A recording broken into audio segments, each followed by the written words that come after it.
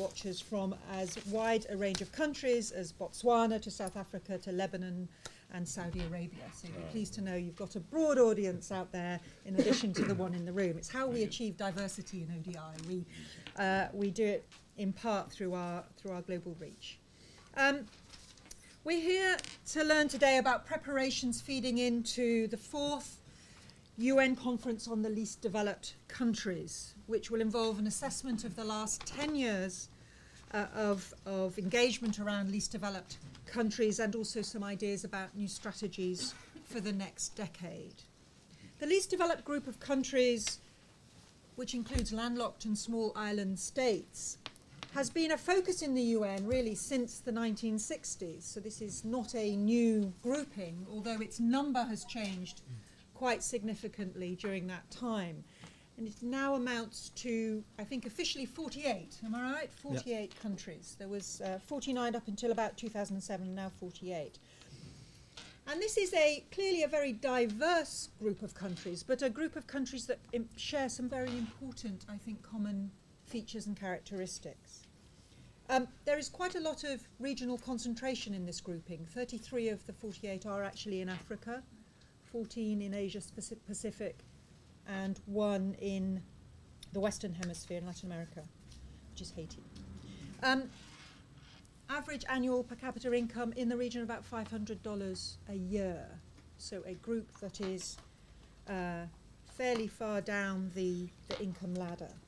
And also, while absolute progress towards the Millennium Development Goals in many of these countries has been quite strong, in relative terms and to the targets, they are still generally lagging behind on the MDGs. But many of these countries have actually been growing very fast, particularly in the last decade, and I think that's quite an important thing to note. But economic performance is variable, and this group of countries also include a group of around 9 that have actually been in growth reversal the last decade. And that's actually also important, I think, to our appreciation of some of the challenges faced by these nations. Many are landlocked, some are small island states, many are natural resource rich, which is again, I think, a very important feature which will come up in the debate today. In a rapidly changing world, there are huge opportunities but also huge challenges for the least developed countries grouping, and that's partly what we're going to talk about today.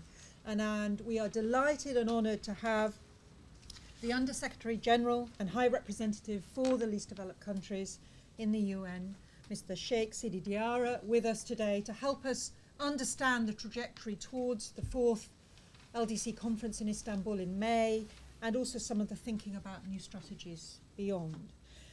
As a signal of how important this group of nations is to the UK, we're also honoured and delighted to have Stephen O'Brien with us, who is the Parliamentary Under-Secretary of State for International Development, and who will speak on the government's behalf about their view on some of the opportunities and challenges facing this group of nations.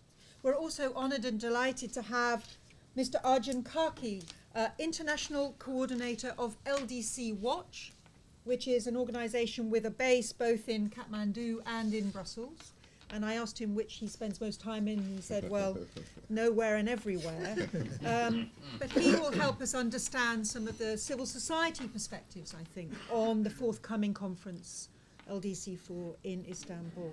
And finally, but not least, we're very honoured to have 2 members of the Eminent Persons Group tasked by the UN Secretary General to chart some of the future for the LDC group and raise international public awareness about the conference in Istanbul.